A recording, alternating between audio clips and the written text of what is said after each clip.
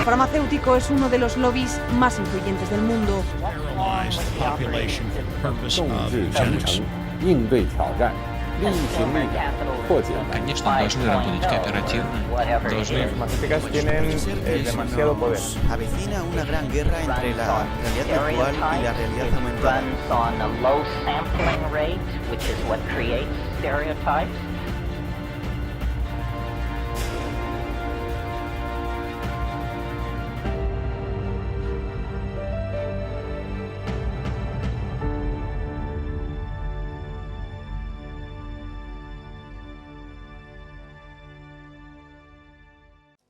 Hola, ¿cómo están? Bienvenidos a esta nueva edición de Humo y Espejos.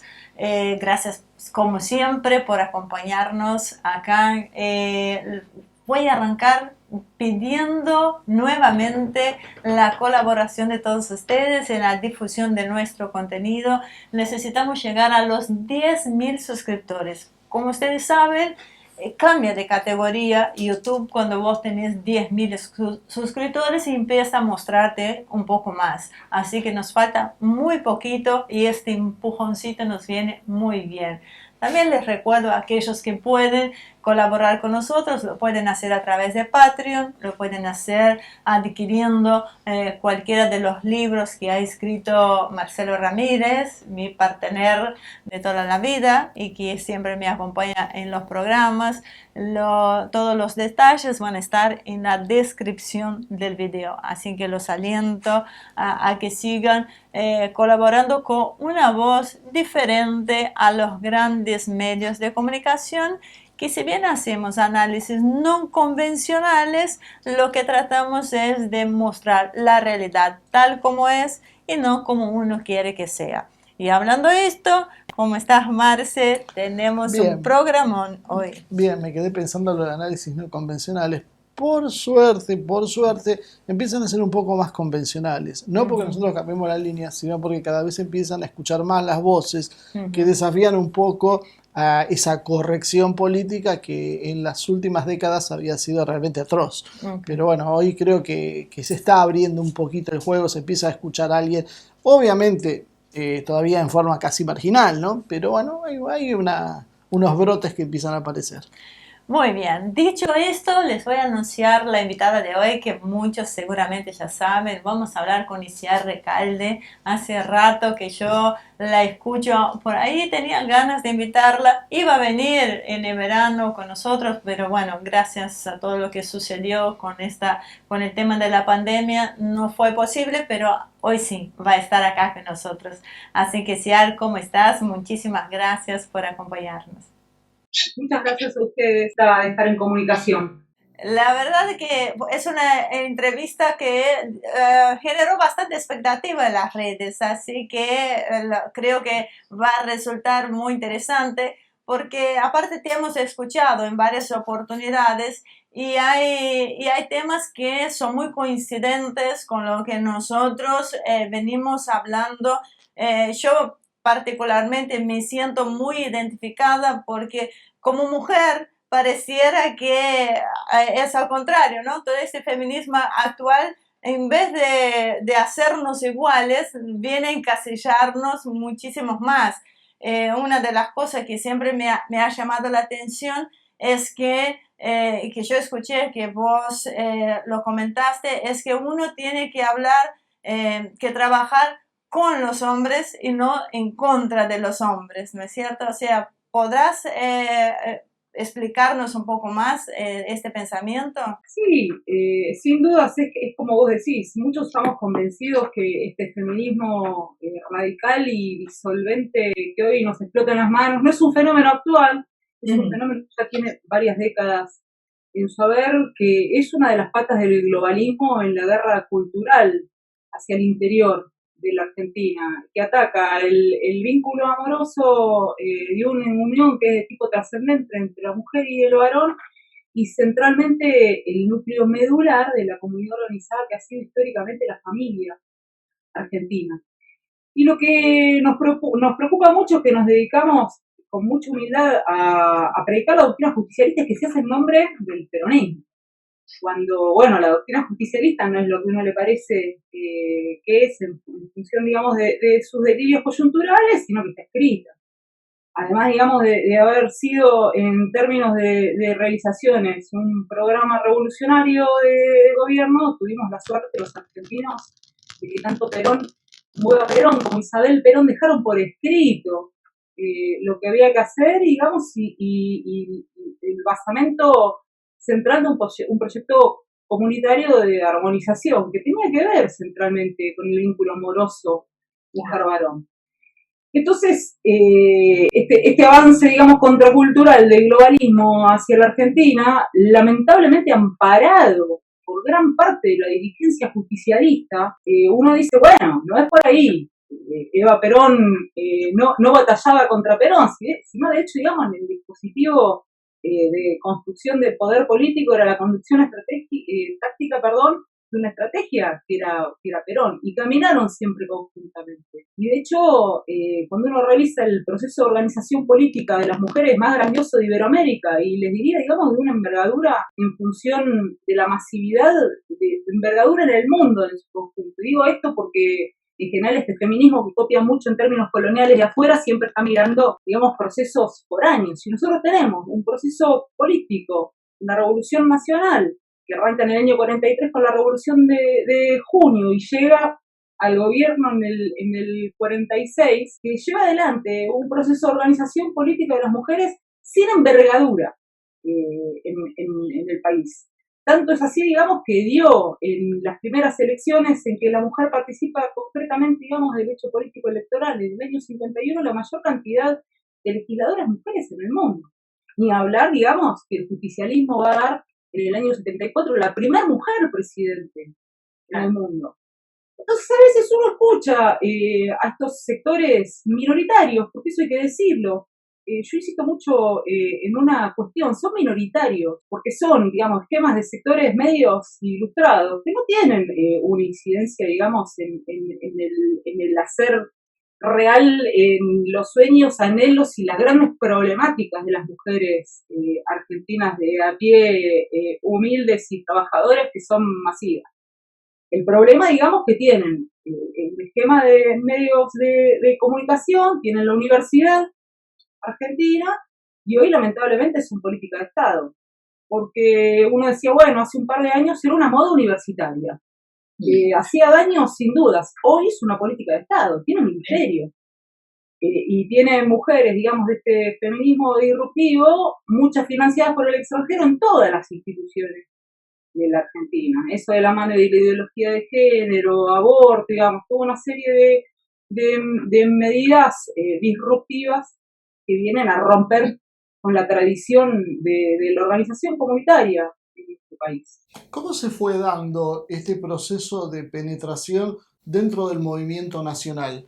Porque esto, como vos decís, eso es una cosa que viene desde Estados Unidos, de las universidades norteamericanas, rebota en Europa, termina aterrizando acá, pero entra desde arriba, desde los sectores intelectuales, y hoy vemos que copa los medios de prensa, el aparato estatal, las ONG, o sea, ahora es realmente un factor de poder a espaldas de lo que sería todo lo popular. Pero ¿cómo fue la génesis de esto? ¿Cómo se fue produciendo? Porque a mucha gente le pareció que de golpe explotó algo que realmente creo que tenía un proceso que se venía dando. Algunos intentábamos denunciarnos, pero nos decíamos que hablábamos del sexo de los ángeles, que esto era una cosa sin importancia, algo parecido a lo que estabas diciendo vos.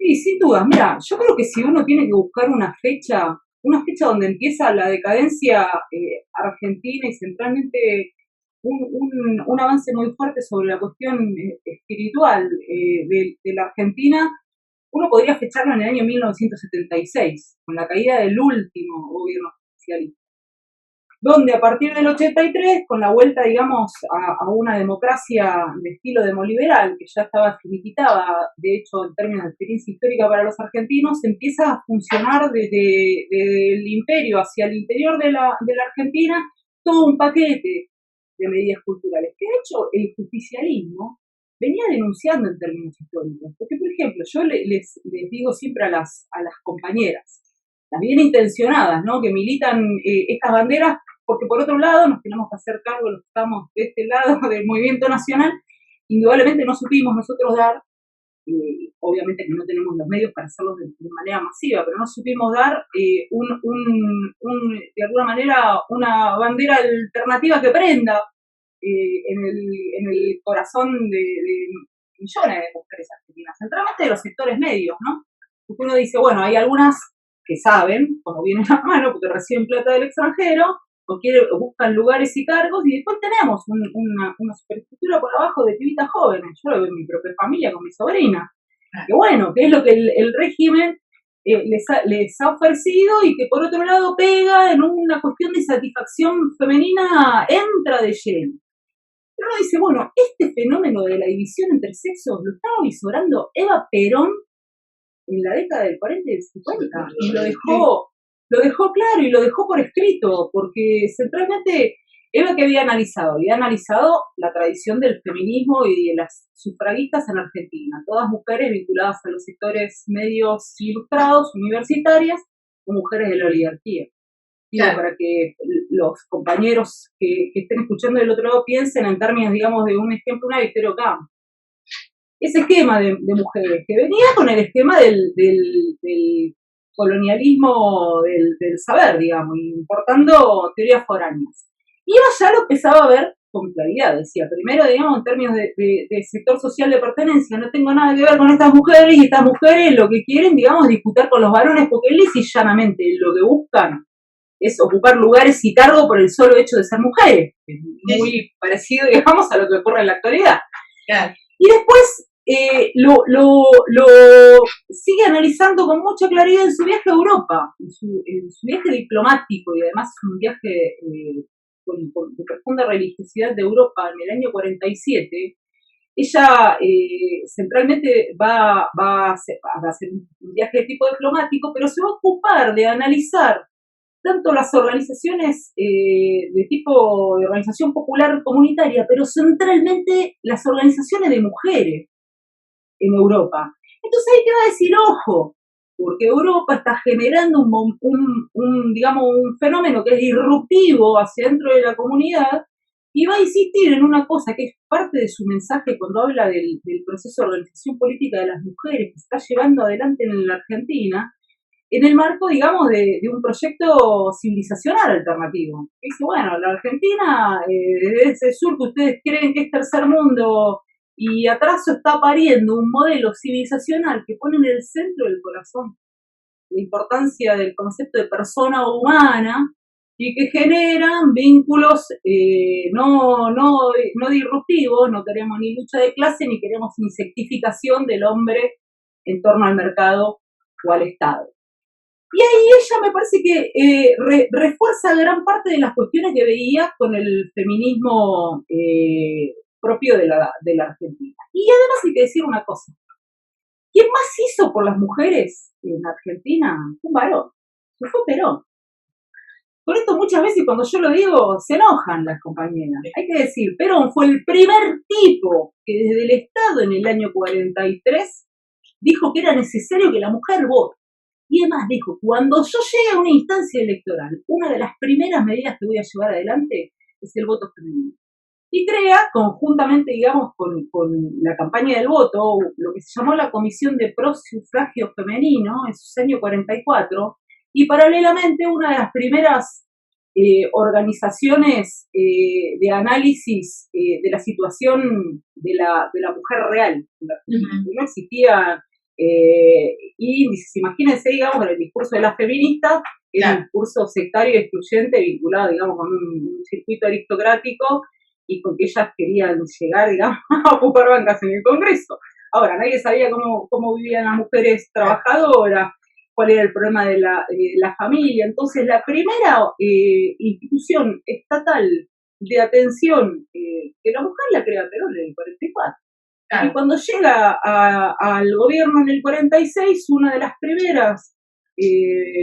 primeros proyectos de ley que impulsa, que van a entrar en el primer plan quinquenal, es el voto femenino. Pues, digamos, una aposta que va a tomar Eva Perón. Pero Eva Perón conoce gran parte de la cuestión, digamos, de la situación de las mujeres reales en el país de la mano del general. ella, bueno, venía, digamos, con un activismo en el mundo sindical, pero realmente hay que decir, en esta cosa disruptiva entre sexos, que realmente hizo mucho, porque nosotras nos incorporemos masivamente a la política, y centralmente porque vivamos en dignidad, y centralmente que podamos proyectar una familia en términos de justicia social, fue Perón, y discutiendo y poniendo por escrito gran parte de las cuestiones que el justicialismo hoy, de rodillas frente al globalismo, resuelve en términos contrarios. Era la política demográfica. Eso Perón y Eva Perón lo tenían bien claro. Bueno, a nosotros no nos van a decir los gringos cuántos hijos pueden tener las familias argentinas, o oblicuamente uno podría decir, no nos van a decir los gringos que hay que matar el bebé en la panza de las mamás porque las pobres no pueden tener hijos. A la pobreza que hay que hacerla, primero, digamos, dejar que sea pobreza en un marco integral que vive la Argentina desde el año 43, y por otro lado nosotros necesitamos promover la natalidad en términos, digamos, de una política demográfica independiente. El aborto está penado en el primer plan quinquenal.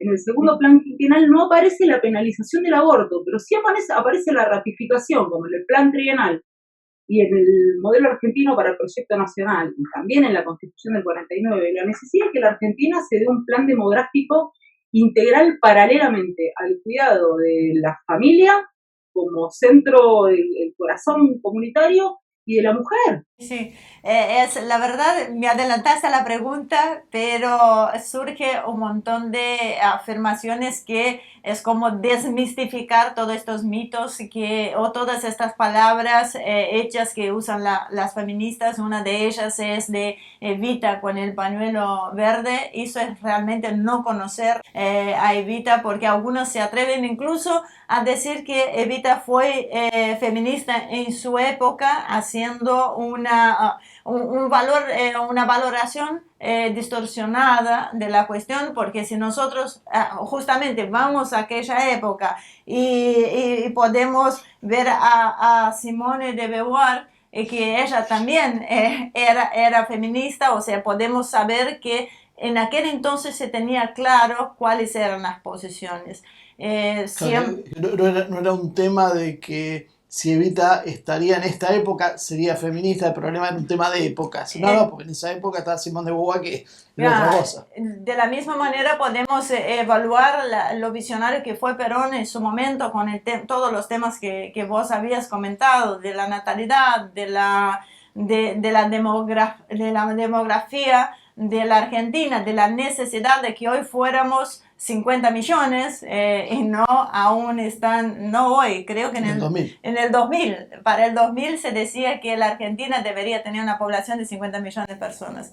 Es muy importante remarcar todas estas cuestiones y a qué en realidad nos está llevando y cómo yo me siento muchas veces atada por este feminismo moderno, y me entristece muchísimo que hoy sea una política de Estado y que haya esta diferencia, este corte tan abrupto con el sentir realmente de las mujeres en general, porque yo estoy segura que el 90% de las mujeres tiene un pensamiento ajeno al feminismo actual. ¿Vos qué te parece? Ni hablar, yo estoy totalmente de acuerdo con vos. El problema que ese 90% de mujeres, como no hay políticas, digamos, de agendas para las mayorías en la Argentina, no tienen expresión en la partidocracia.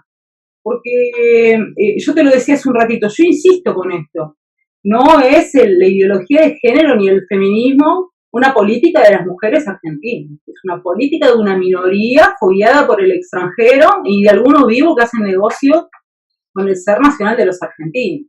Pero bueno, esto no son los anhelos ni los deseos de las mujeres de a pie.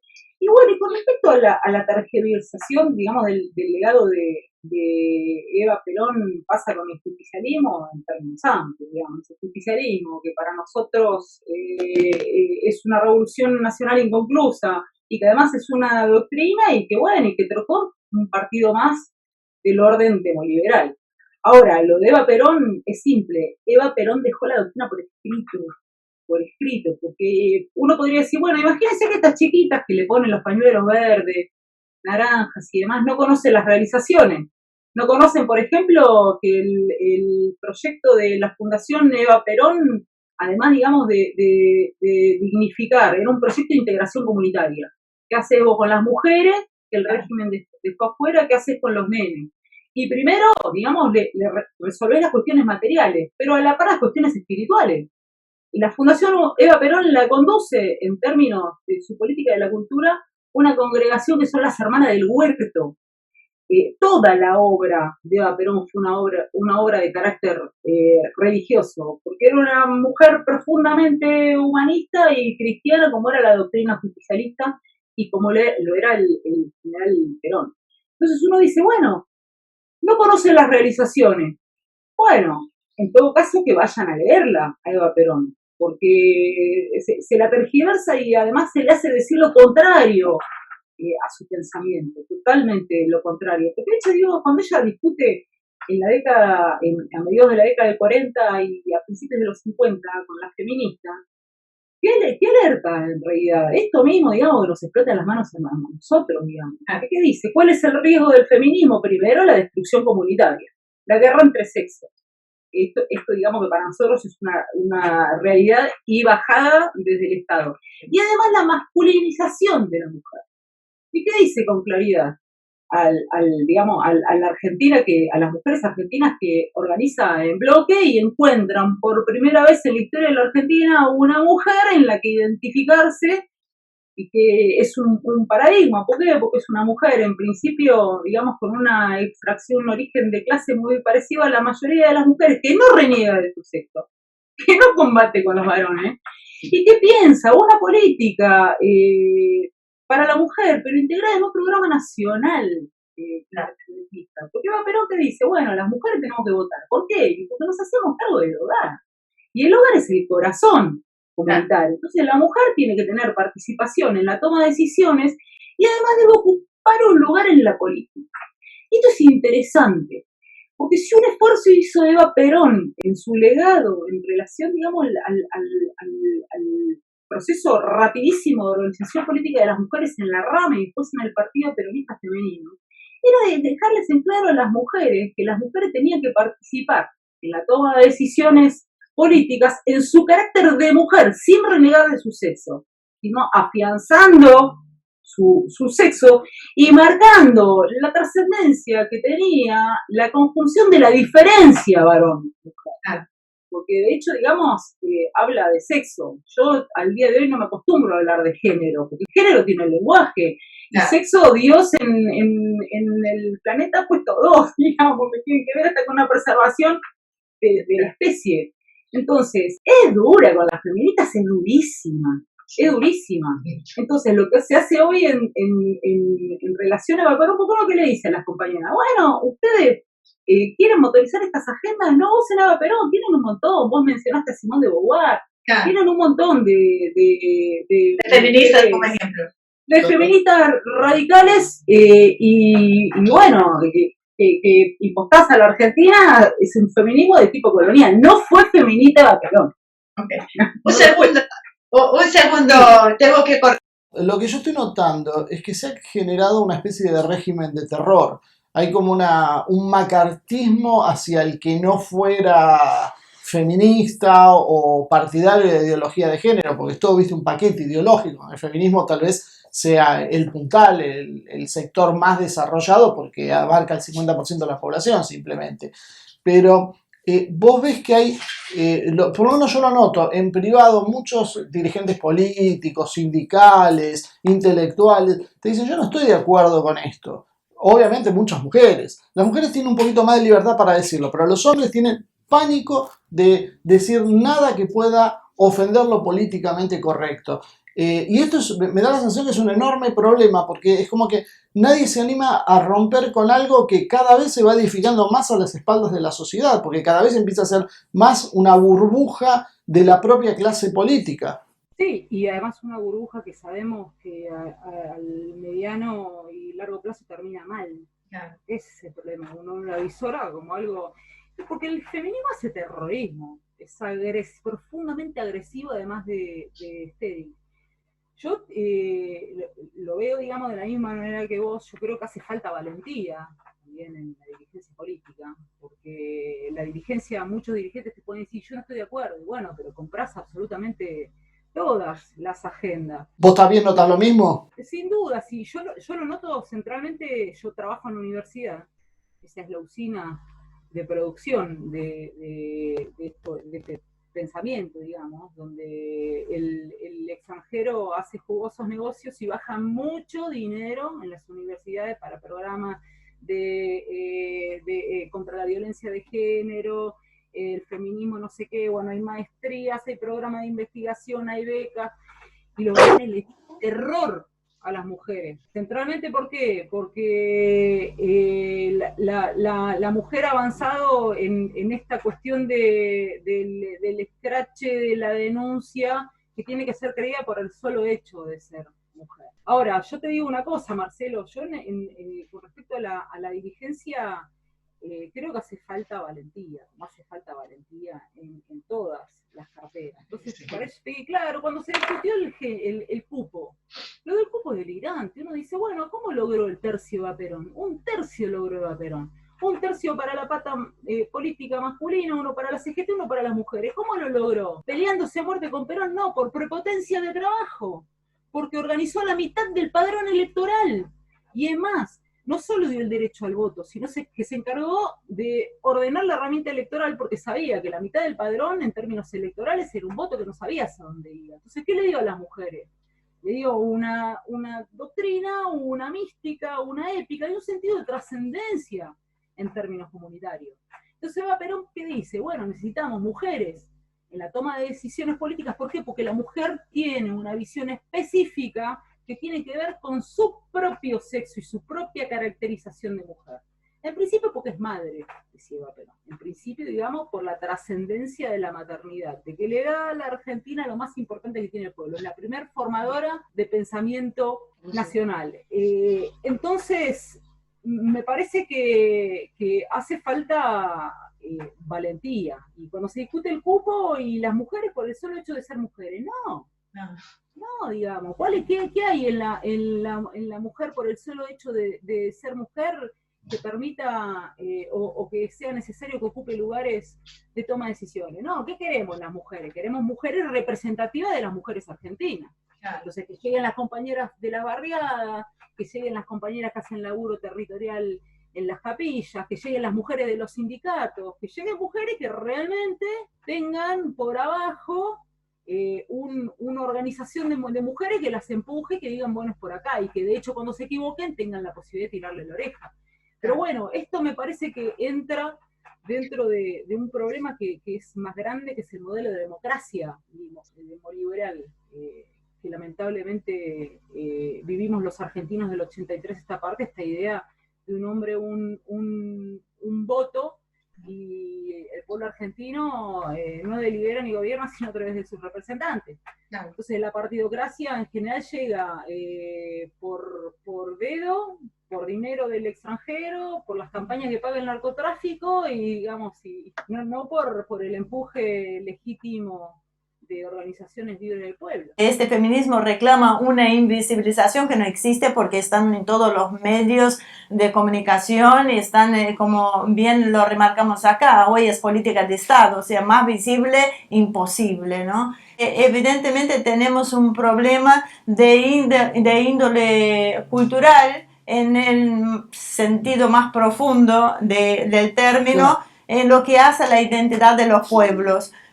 Porque el globalismo financiero que ha hegemonizado el modelo de gobernanza, donde él impone el liberalismo, tanto por izquierda como por derecha, que nos genera falsas alternativas, pero persigue todo lo que huela a nacionalismo. Hoy nacionalismo, una palabra que está denigrada, que no se puede. Se tiene que buscar alternativas como nacionalismo inclusivo o nacionales, como que uno no puede hablar de verdadera esencia de lo que es nacional, ¿no? De lo que es el nacionalismo. ¿Qué posibilidades vos ves de enfrentar a las formas de poder corporativos, el poder corporativo financiero, las ONG, los organismos internacionales, y de su oposición a un progresismo pseudo-marxista? ¿Cómo lo ves? Mira, yo creo que toda salida para la Argentina es organizativa y es política. Cuando uno ve la tragedia que vive el país en la actualidad, indudablemente que piensa que este va a ser un trabajo de restauración de valores nacionales que va a demandar el trabajo mancomunado de varias generaciones. ¿Y por qué digo esto? Porque es muy grande el daño. Porque también el justicialismo, ¿qué nos ha permitido a nosotros? Tener una visión estratégica de la Argentina. Eso tenía Perón en el armado de los grandes problemas nacionales, que partía de una visión estratégica, de un diagnóstico certero de la Argentina. Entonces proyectaba cómo resolver el corto, mediano y largo plazo. Hoy me parece que se peca de análisis meramente coyunturales. Uno dice, bueno, estos problemas que nosotros tenemos arrancan en una guerra contra el ser nacional de los argentinos en el año 83. No es que empiezan con Macri en el 2015 o son un invento de Fernández. Pues una partidocracia que está de rodillas al globalismo, lisa y llanamente, digamos, porque está casi jugoso negocio, porque no existe el patriotismo en la dirigencia argentina. ¿Y qué supo siempre el imperialismo? Digamos, vos hablabas de la versión del globalismo financiero, que a los pueblos no se los derrota meramente en términos materiales, que vos tenés que calar hondo en su ser nacional. Y ese fue el paquete de medidas que, bueno, entran a sangre y fuego en el 76 y se continúan con políticas de hambre e inserción, digamos, de políticas de la cultura, de alguna manera en un movimiento de doble pinza, liberales progresistas y un tercer excluido pataleando en el vacío, digamos, lo que creemos realmente en el ser nacional de los argentinos y en una política de masas, y que no estamos dispuestos centralmente a naturalizar que la mitad de los argentinos van a tener que comer de revolver la basura, porque lamentablemente en términos del avance de la contracultura, lo que ha naturalizado nuestra dirigencia es que la mitad de los argentinos están afuera. Y lo dicen abiertamente, subsidio, no, nosotros que decimos, el ordenador es el trabajo, pero para generar trabajo, primero vos tenés que ir un poquito más para atrás y recuperar el patrimonio nacional extranjerizado, digamos. Independencia económica, y bueno, de Martínez de Osa esta parte, la riqueza de los argentinos drena hacia el extranjero. Entonces me parece que hoy las ideas que nosotros expresamos, que no son nuevas, son ideas que hay que restaurar, y que muchas permanecen en el subsuelo de la patria. Porque uno dice, bueno, por ejemplo, la cuestión de la solidaridad social, la cuestión de la maternidad, la cuestión de todavía, digamos, seguir pugnando por armar una familia, y bueno, eso en la Argentina está vivo, no lo vemos como expresión en la dirigencia o en las mujeres que lamentablemente, digamos, se supone nos representan, porque te dice, para las pobres aborto, y para los sectores medios tenés que ser, digamos, tenés que lograr una trascendencia que no tiene que ver ni con el bien común, ni con la cuestión de la familia o de la relación amorosa con los hombres, sino una trascendencia en el mercado.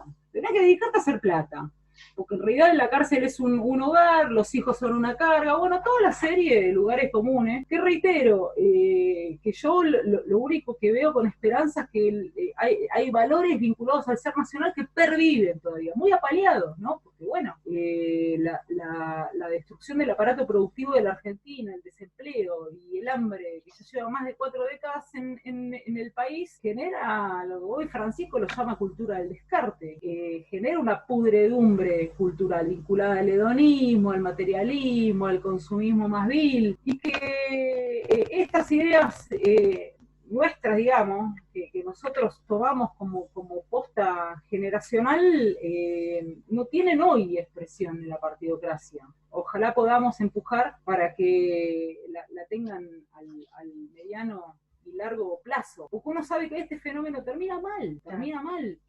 Yo a veces digo, las feministas están jugando muchas veces a la guerrita de los 70, obviamente, digamos, sin ni siquiera algunos valores positivos que tuvo la guerrilla que le puso bombas a Juan Domingo Perón, digamos, positivos yo no comparto, pero que al menos estaban dispuestos a dar la vida por una causa, equivocada para muchos de nosotros, pero por una causa. Estas quieren plata y cargo. Ahora, estaban generando un enfrentamiento que no lleva a buen puerto, y no hay quien las pare, porque como decía Marcelo, me parece que han generado un terror en los varones. Yo lo veo en la universidad, de los varones que tienen terror a ser escrachados y denunciados. Ahora, ¿qué hace falta? Que las mujeres salgamos en bloque a bancar a los varones. Muchas lo hacemos, y además que los varones empiezan a tener la valentía de decir, bueno, no, acá terminó. Lo que pasa es que, bueno, destruyen vidas. El feminismo viene destruyendo vidas. Hay suicidios, hay muertos,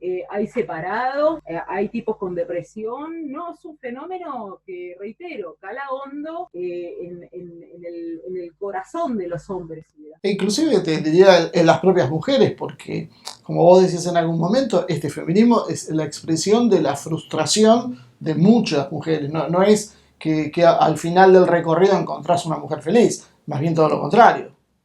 Yo creo que siempre planteo que el globalismo financiero necesitaba destruir estados, subordinarlos, minimizarlos a su mínima expresión, precisamente transformarlos en administraciones para que las decisiones se tomen en otros lados. Esto es una cosa muy, muy sabida, que cuando vos fracturás y dividís es más fácil controlar a un pueblo.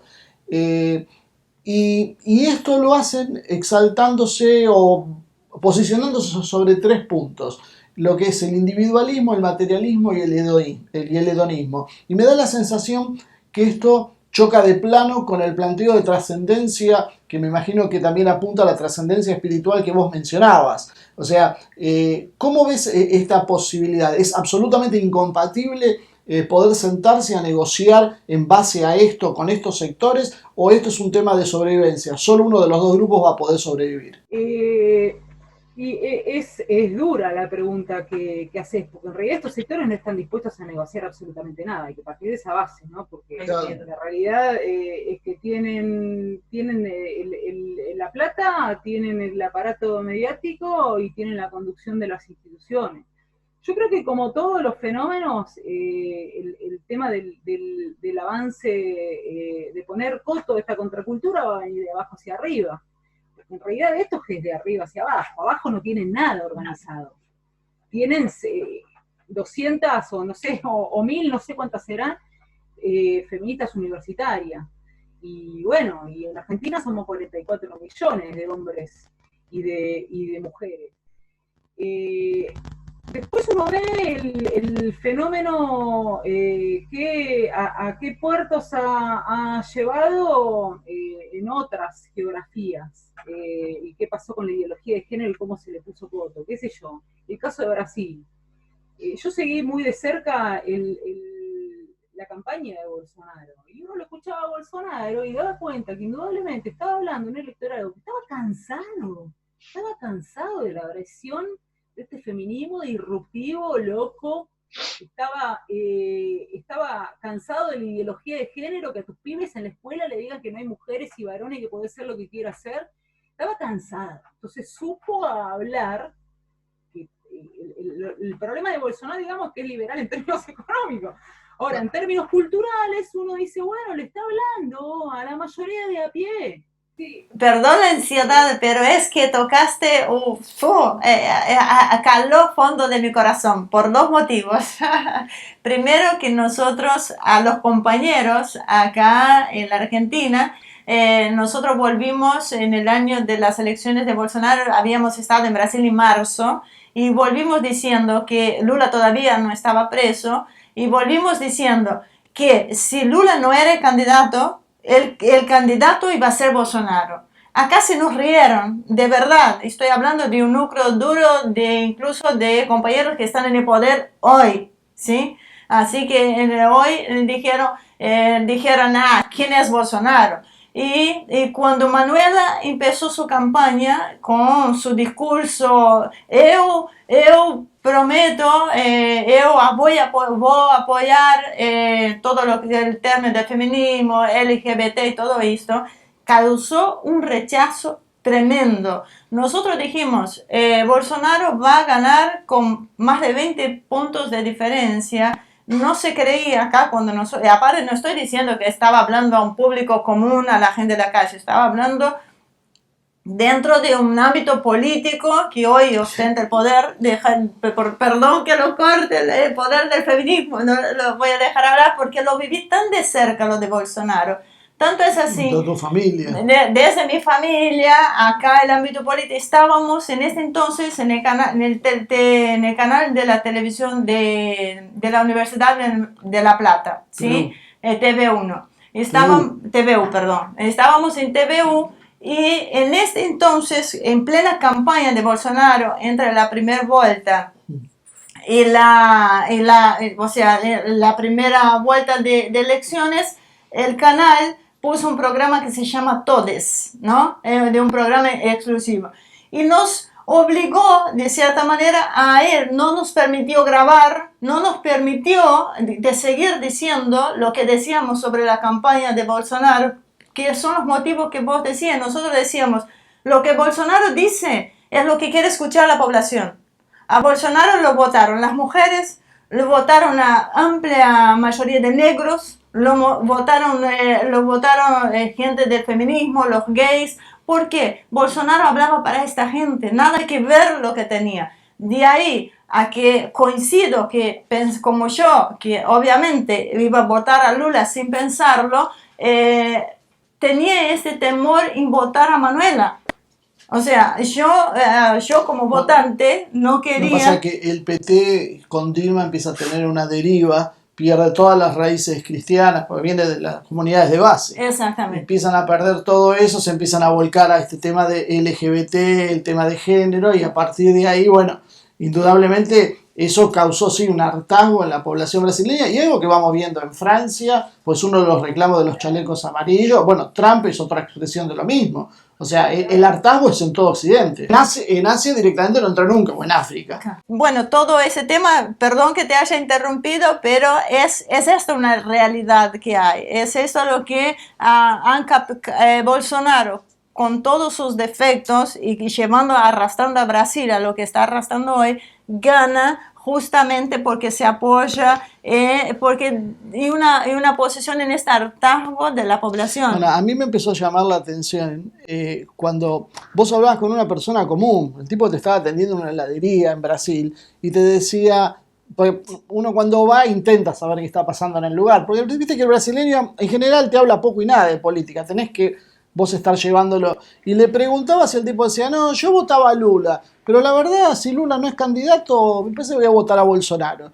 Y cuando empezaba a saber eso, acá, desde esta visión progresista limitada, no lograban entenderlo. ¿Cómo puede ser si vos votás a Lula, votás a Bolsonaro? No, porque el patrón de conducta es el mismo, porque los dos le hablaban al mismo sector. Después que Lula no haya podido resolver eso es otro tema, pero la identificación se producía con eso. Y otro tema que tiene que ver con esto es el tema de la seguridad. Claro. Porque precisamente los sectores más marginales son los que más sufren el problema de la seguridad. Entonces siempre están reclamando poder salir y volver a su casa sin que lo terminen matando por un celular. Y es también, y acá es exactamente lo mismo. No tenés uno que hable de la seguridad porque el progresismo te dice que lo inventan los medios. Ahora, los que vivimos en el conurbano bonaerense sabemos lo que la gente no puede ir a laburar, subirse al micro porque la matan por un celular.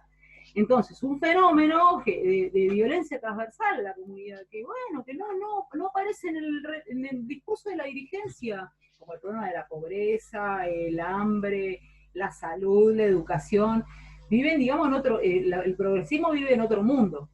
Entonces, bueno, uno dice, este fenómeno y con todo el encierro de la cuarentena, con todo esto que estamos viviendo, y bueno, esto difícilmente termine bien. Yo lo veo con mucha preocupación.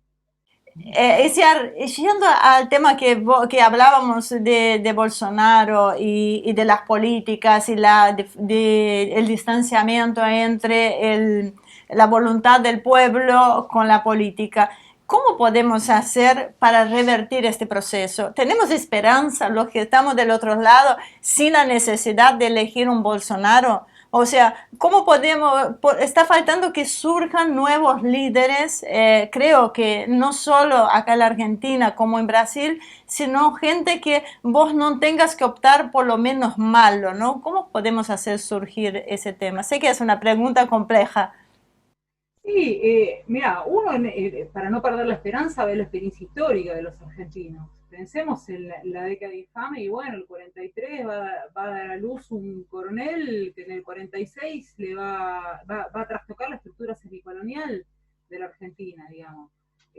Reitero, legándole a la Argentina, a Iberoamérica y al mundo en su conjunto una propuesta civilizacional que es la nuestra, que es la tercera posición justicialista y es la comunidad organizada, que no es estrictamente, digamos, un modo de pensarse en la geopolítica, sino que es una propuesta civilizacional nueva, que combate este materialismo que hoy nos está comiendo vivo, el hedonismo y demás, y después la cuestión del esquema del comunismo en aquel mundo bipolar, pero con profunda vigencia en la actualidad. Es decir, yo a veces doy el caso de, y sin conocerlo en profundidad, el caso de la restauración rusa con Putin. Y digo, bueno, ¿cómo sale Putin de ese fenómeno? Con un proceso compulsivo hacia la fe del pueblo ruso. Entonces, me parece que hoy uno no lo ve coyunturalmente. En este movimiento de pinza, liberales, progresistas, haciendo negocios con la Argentina hace 4 décadas. Hoy, digamos, en un nivel de decadencia, porque la mitad de los argentinos no comen. Entonces, indudablemente, uno dice, bueno, este fenómeno, mientras los argentinos no comen, estos infames están haciendo negocio con misoprostol o armando los negocios chiquititos estos del género y de la violencia y de no sé qué. Cuando existe la violencia hacia las mujeres, sí, hacia los varones, hacia los viejos, hacia los pibes, porque nosotros tenemos una comunidad destruida y disociada donde la violencia es transversal. Cada mujer que matan son 7 varones, y son cifras oficiales de los ministerios. Entonces, hay un relato mentiroso en los medios de comunicación, hay un relato mentiroso en la partidocracia, y nosotros me parece que también estamos bastante desestructurados porque no logramos una unidad en términos de acción, digamos. Hay un montón de compatriotas, digamos, que creen en la familia, que apuestan a seguir teniendo hijos, que quieren recuperar el trabajo, que la ideología de género le parece un proyecto satánico, pero bueno, no tenemos expresión en la política, hoy no la tenemos. No ha surgido el criollo que venga a esta tierra a mandar. Y ahí las feministas me dirían, ay, pero ¿y la criolla? Ese es el problema. Nosotros hoy no lo vemos en la política, pero habrá que seguir trabajando por abajo para empujar a llegar hacia arriba, con las dificultades que tiene, porque hoy, digamos, para llegar a ocupar un cargo en la política necesitas plata y medios de comunicación, porque a eso se reduce la partidocracia. No tiene una política de masas, o no camina la Argentina profunda. Cree que saliendo por televisión y diciendo las 5 pavadas que el imperio le dice para bajarle plata está resuelto. Y bueno, y eso tiene fecha de defunción, porque no da para más este régimen en el mundo. El problema, digamos, es que nosotros aspiramos, y lo aprendimos de Perón, entre el tiempo y la sangre, el tiempo, no queremos sangre, porque sabemos que la sangre es sangre popular, pero ves Iberoamérica, se están matando a los pobres, en todo lado violencia, y los nuestros siguen jugando al género, al aborto. Entonces decirte una dirigencia realmente totalmente desvinculada de los fenómenos mundiales, y de rodillas además, claro, del globalismo. Sí, vos te estabas mencionando, o sea, decís algo que es obvio, que no tenemos liderazgo popular, no tenemos liderazgos políticos que puedan liderar o aglutinar, nos falta el líder. Pero por otro lado... Falta Perón. Sí, bueno, obviamente, te falta un nuevo líder y esos líderes aparecen una vez, muy de vez en cuando, que ese es el problema que tenemos.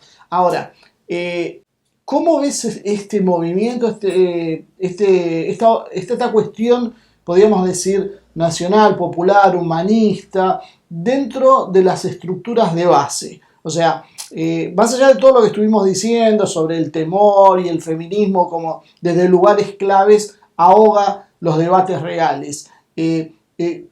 La potencialidad de lo que se va surgiendo desde abajo. ¿En qué estado estás? ¿Cómo lo ves? ¿Cómo lo podríamos tratar de entender, sobre todo si esto va a tener algún tipo de esperanza, si esto nos va a proyectar a corto plazo o tenemos que sentar a esperar un proceso largo? Mira, yo creo que en principio, Marcelo, reitero, hay que mirarla de una perspectiva un poquito más larga. El proceso de destrucción de la Argentina implicó que ese pueblo que nos dejó la última gestión de gobierno de Juan Domingo Perón y tomó la posta la compañera Isabel, se convirtió en masa atomizada, centralmente transida por esta contracultura del individualismo, el sálvese quien pueda. No obstante, esa solidaridad social nunca se ha destruido. Ahora hay una realidad, que ese porcentaje de la Argentina que no come, hay que decir, nosotros en la Argentina discutimos el hambre.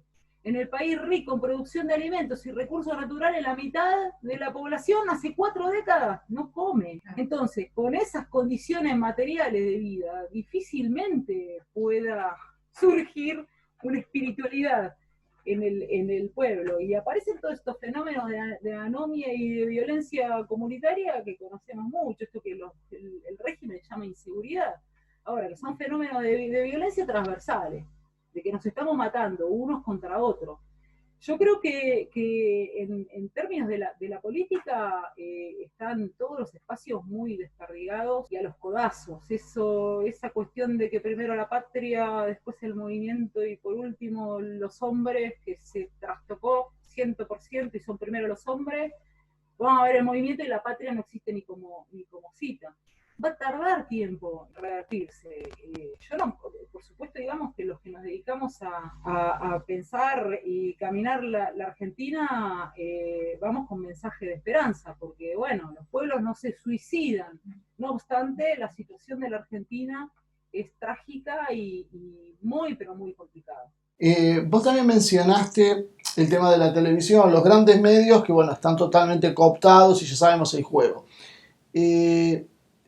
Ahora empieza a aparecer un espacio intermedio que es el de las redes sociales, que también están muy condicionadas, que también están manipuladas, pero a la vez fueron las que le permitieron a Trump y a Bolsonaro ganar en contra de los grandes medios. Se apoyaron sobre eso para de alguna forma hacer conocer un mensaje diferente. ¿Qué papel vos le asignás a esto en el futuro? O en el futuro o hoy mismo, ¿no?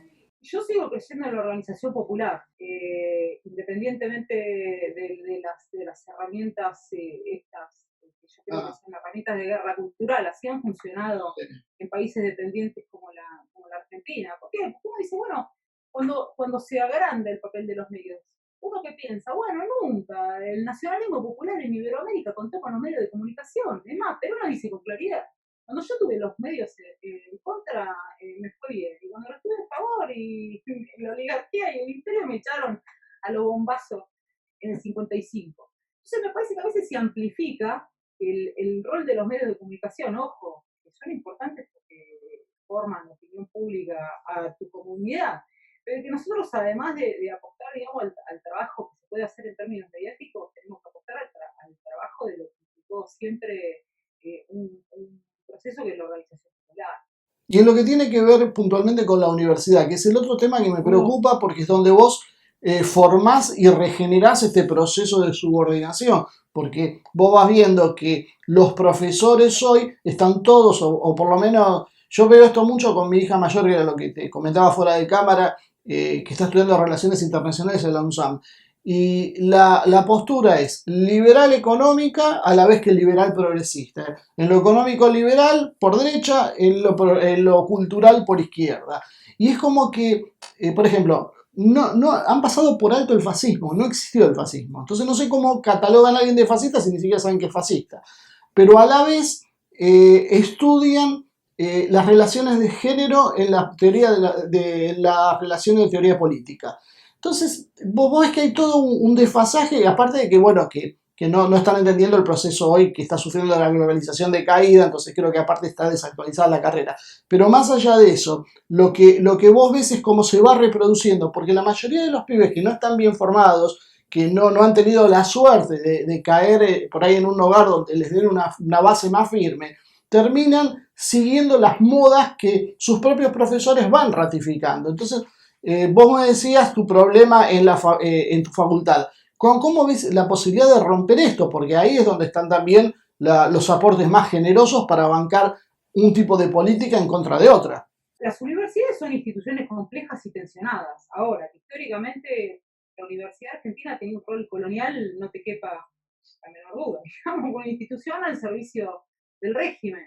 Perón la hizo gratuita, 21 de noviembre del 49, intentó darle un perfil nacional que vuelve a ratificar y con más fuerza en el año 74. ¿Qué dice? Bueno, ojo con el tema de la gratuidad, porque gratis la universidad para aquellos que tenemos la posibilidad de usufructuarla con un título universitario, pero le salimos muy caros los universitarios a los sectores más humildes, que después, digamos, en general el perfil del universitario en términos de profesión les da la espalda. Entonces, ¿qué dice? Una universidad al servicio de la resolución de los grandes problemas nacionales. Hoy uno ve y metete en la página del CONICET. Yo fui investigadora del CONICET. Y fíjate lo que se estudia. Y decís, ¿para qué país? ¿Para qué país? Y cuando se intenta direccionar y decir, bueno, la Argentina impulsa un proceso de industrialización del su basamento económico, entonces tenemos que direccionar la plata del CONICET hacia las ingenierías, por ejemplo. Ese fue la discusión en el tema del kirchnerismo, patalearon las ciencias sociales, imposible. Entonces vos decís, bueno, la universidad, independientemente de sus tensiones en bloque, al menos las universidades tradicionales, Universidad de Buenos Aires, La Plata, Córdoba, tienen un rol profundamente colonial en sus agendas de formación de los futuros profesionales y en el perfil además. ¿Qué universidad conoces un graduado que diga, bueno, yo me debo ahora a la comunidad que subvencionó mis estudios con su sudor cotidiano? Y después, qué sé yo, mi época de la universidad, que ya fue hace un montón de tiempo, mi formación cultural fue la Escuela de Franco. El nacionalismo no existía ni siquiera como cita. Bueno, Arturo Jauretche esto lo llamó colonialismo cultural y habló de un aparato de la colonización pedagógica. ¿Qué decía Jauretche? Y lo toma el último Perón en el modelo argentino. Bueno, la cuestión de la cultura, del colonialismo cultural no es algo azaroso. Un aparato con múltiples instituciones que tienen un rol organizado en función de colonizar a generaciones y generaciones de argentinos, centralmente en un concepto autodenigratorio de lo argentino. Este es un país de porquería, somos un país que solo puede vivir, digamos, de sacar granoso soja al extranjero, no tenemos capacidad industrial, no producimos cultura, bueno, toda la serie de sonceras que circulan lamentablemente al día de hoy y que han machacado las posibilidades colectivas del pueblo argentino. Ahora, la universidad, eso yo lo digo en términos, en bloque históricamente, una institución al servicio del régimen por derecha, por izquierda. A mí derecha-izquierda no me gusta usar, pero por liberales y por progresistas. Hoy con una agenda fuertemente progresista en la formación centralmente, que es lo que te puedo hablar porque lo conozco, que son las ciencias sociales, donde lo nacional no existe como cita y donde la Argentina no se discute, porque hoy yo les decía a ustedes, bueno, el justicialismo, en su concepto estratégico del modo de comprender y pensar la Argentina, partía para la planificación, plan trienal, modelo argentino, de un diagnóstico certero de la Argentina. Ahora, si a nosotros la universidad, a generaciones de pibes, que después van a salir a la cancha, le dice que el problema de la Argentina es el patriarcado, y no la extranjerización de la economía, y el hambre extrema, y bueno, vamos a estar complicados. Centralmente vos lo dijiste bien, yo creo que hoy la familia, a pesar de los embates, continúa siendo el espacio de anticuerpo de los valores. De los embates y de hecho, la tecnología, que ha llegado, digamos, la tecnología a un adoctrinamiento las 24 horas del día, y a través de esto le hizo mucho daño al esquema de lo que había sido, qué sé yo. Mi familia, nosotros somos 8 hermanos, una familia numerosa. Vos llegabas de la escuela y tenías todos los mediodías a a los viejos aceptando cuestiones vinculadas a los valores y además, digamos, una cuestión de la disciplina, cuestión que hoy está muy también, la cuestión de que la autoridad es mala de por sí. Entonces vos tenías un ordenador, hoy ese ordenador lo ha roto esto o el televisor, digamos, que es el ordenador en los espacios, en los pocos espacios de encuentro. Sí. Ahora, la esperanza no la perdemos, si no ustedes no estarían haciendo este programa. Pasa que hay una cosa que me llama la atención, es que todos los profesores, los posgrados los tienen en el Reino Unido, en Estados Unidos y alguno en Francia o en España. Nadie sale de eso, es rarísimo encontrar uno que haya estudiado, no sé, en Rusia, por ejemplo. Claro, el modelo cultural es clarísimo como te lo están bajando. Y además el modelo prestigioso. Vas a ver si alguna de tus nenas en algún momento apuesta a una beca de posgrado del CONICET, vas a ver cómo el CONICET, digamos, el esquema de ciencia y técnica de la nación argentina pondera los recorridos. Si vos haces un curso en el extranjero, tiene 10 puntos más que un curso local. Claro. Local, digamos, haya sido pensado para resolver los problemas locales. Bueno, eso es el colonialismo pedagógico que tiene la existencia de la Argentina misma, y que bueno, que hemos tenido grandes patriotas y tipos que han entregado la vida por la defensa del patrimonio de los argentinos que se han dedicado a escribir esto. Calamino, Ortiz, Jauretche, Juan José Hernández Arregui, bueno, y ahora es Juan Domingo Perón, Eva Perón, Isabel Perón. El tema también me llama la atención que nombrás el tema de las responsabilidades, porque yo creo que si esto lo hace años que lo vengo discutiendo.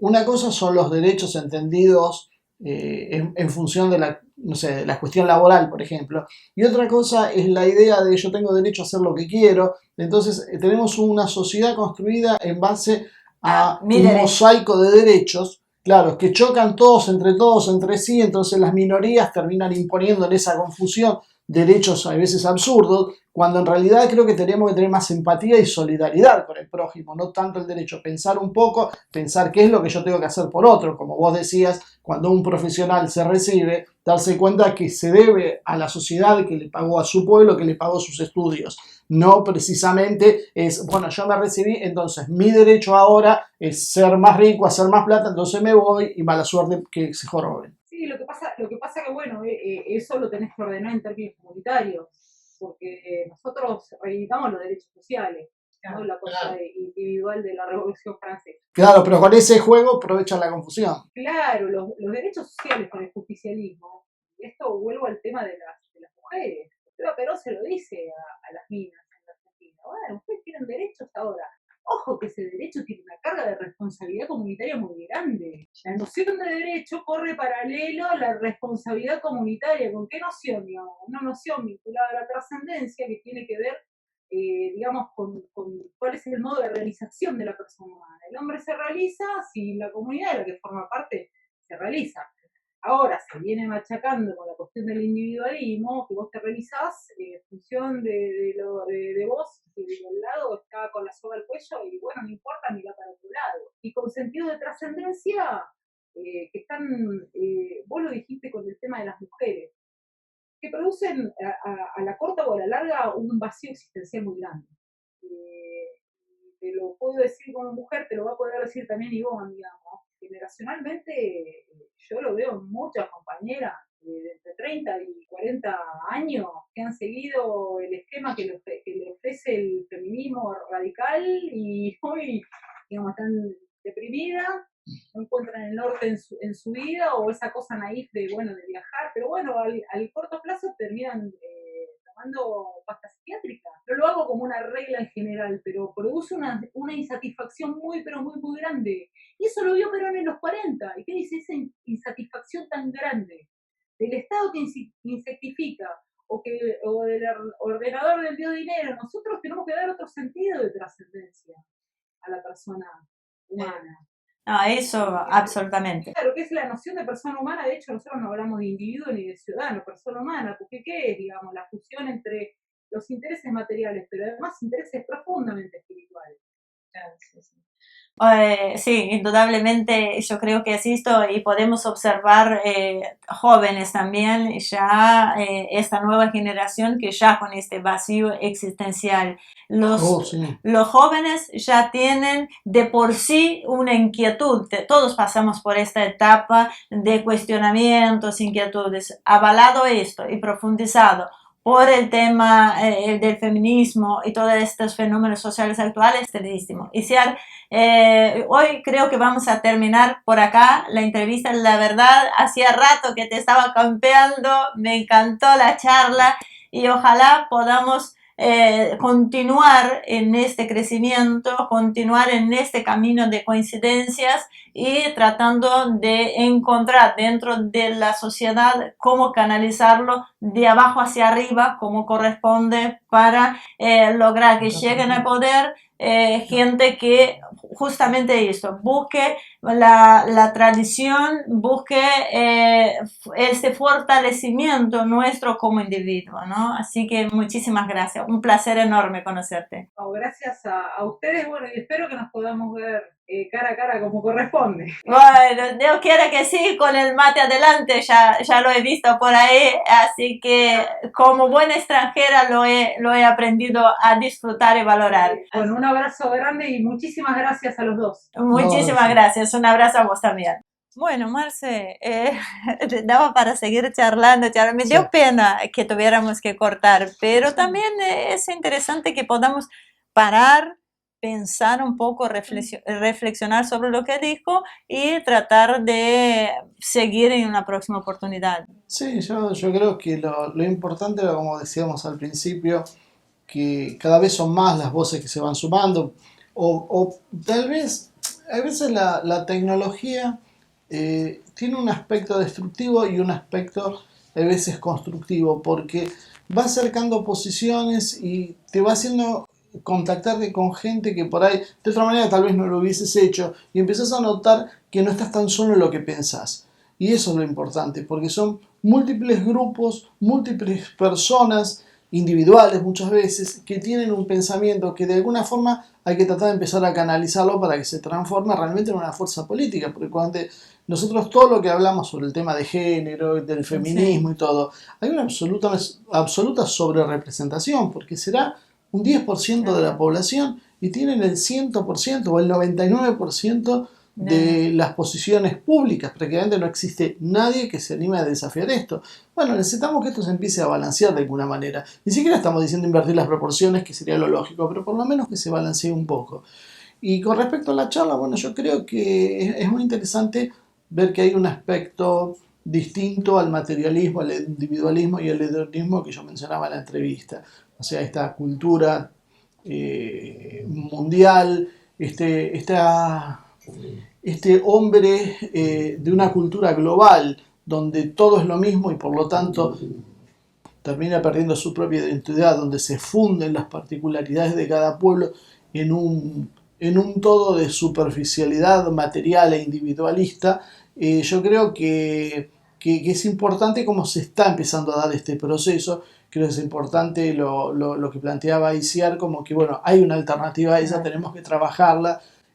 Nosotros hemos trabajado mucho el tema de Rusia, y creo que en ese sentido puede servir como ejemplo de cómo se pudo derrotar en Rusia, por lo menos por ahora, si bien hay fuerzas que intentan contraatacar, Putin ha conseguido poner a Rusia de pie, ha conseguido restablecer a su pueblo y ahora lo está cristalizando con una nueva constitución. O sea, yo creo que eso es tal vez es una inspiración, porque los modelos siempre son distintos, porque las sociedades son distintas, las historias son distintas y los contextos son distintos. Pero bueno, básicamente lo que ahí vemos es que hay una posibilidad. Entonces, bueno, esperemos que gente como Iciar y con muchos otros que hemos estado viendo en estos últimos tiempos, podamos ir de alguna manera generando una corriente de opinión que después se cristalice en hechos más concretos. Y en sororidad, voy a ser sorora, con Isiar.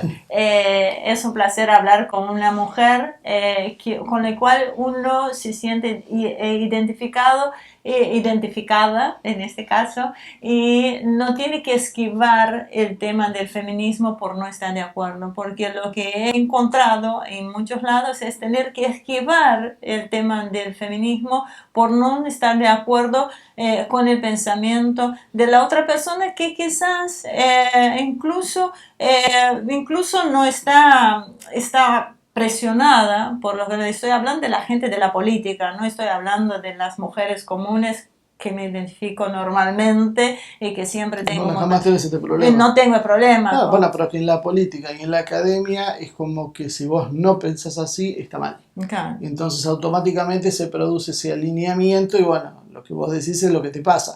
Uno va pisando, sondeando, y eso que te pasa como mujer, imagínate como hombre, si uno tiene ahí ya dos caminos, y bueno, no hablo, y si tengo que decir digo lo que sea, y si le gusta bien y si no también, o si no quedas acorralado, y eso es lo que han logrado. O sea, el tema de la denuncia, el tema del escrache constante, permanente, sin medir las consecuencias, como decía Isiar, que ha traído hasta muertes, Claro. Es la herramienta, Claro. porque vos podés convencer a una minoría.